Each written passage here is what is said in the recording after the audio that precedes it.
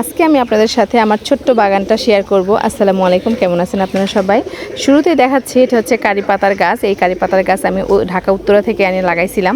খুব ছোট গাছ ছিল, এখন অনেক বড় হয়েছে, ফলও ধরছে। আর এই তো আমার ছোট্ট বাগান, মানে এখানে বেগুন গাছ লাগাইছে আর কিছু ফুল গাছ, মরিচ গাছও আছে। এটা অত বড় বাগান না, ঠিক আসলে ছোটোখাটো একটা জায়গায় কিছু বেগুন গাছ, কিছু কাঁচা মরিচ গাছ, আর হচ্ছে ঘাস ফুল, একটা লেবু গাছ আমার বড় ভাসুরের ছেলে দিছে, ওই লেবু গাছ, আর কটা বেগুনও ধরছে গাছে। এই গাছগুলা থেকে অনেকগুলা বেগুন নিয়ে আমি খাইছি। এগুলো নতুন করে বৃষ্টি হওয়ার পরে নতুন করে গাছে বেগুনগুলো ধরছে, আর বেগুনগুলো খুবই মজা লাগে। বাড়ির গাছের বেগুন আসলে অনেক টেস্ট, অনেক তরকারিগুলো অনেক মজা হয়। আর এইখানে আমি একটা হচ্ছে লেমন গ্রাসের একটা গাছ লাগাইছিলাম, এটা দিয়ে আমি চা খাই মাঝে মাঝে।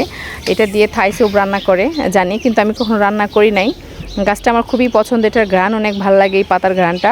আর এই তো সব মিলাই যে বোম্বাই মরিচ গাছ লাগাইছি, বোম্বাই মরিচ আমার খুবই পছন্দ। আর এখানে আছে হচ্ছে ছোট এমনি দেশি মরিচ, যেগুলো সবসময় খাওয়া হয়। আর এই লেবু গাছটা আমার বড় ভাসুরের ছেলে আমাকে দিছে, মানে উনি লাগাইছিল 2-3 বছর আগে। তো যেখানে গাছটা ছিল সেখানে ওরা বাড়ি করবে, ঘর তুলবে, যার কারণে গাছটা উঠায় ফেলছে। তো আমি বললাম আমাকে দাও, সে তো দিতেই চাইছিল না, তারপরে অনেকবার বলার পরে নিজের থেকেই দিছে। আর এই যে লেবু, একটা গাছে 19টা লেবু ধরছে, এই 2 বছর আগে লাগাইছিল গাছটা, এই 2 বছর পরে 19টা লেবু ধরছে। আমি খুবই এত ভালো লাগতেছিল দেখতে, খুব সুন্দর, সেই জন্য আপনাদের সাথে শেয়ার করলাম।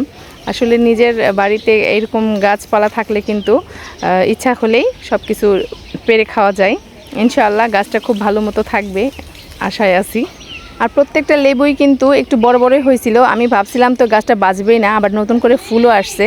তো গাছটা কিন্তু 3 দিন হলো লাগাইছি, এখনও কোনো খারাপ কিছু দেখা দেয় নাই। ইনশাআল্লাহ ভালো হয়ে থাকবে, আল্লাহ ভরসা। তারপরে এখানে আমি আবার হচ্ছে পুরা দেখেন এই ছোট্ট একটা বাগান, আর কি বাগান বললে ভুল হবে, ছোট্ট একটা জায়গায় খুবই ছোটোখাটো জিনিস লাগাইছি। আর এইখানে আমার খুবই পছন্দের একটা গাছ, সেটা হচ্ছে পুদিনা গাছ। আর পুদিনা পাতার ঘ্রাণটা আমার কাছে খুবই ভালো লাগে।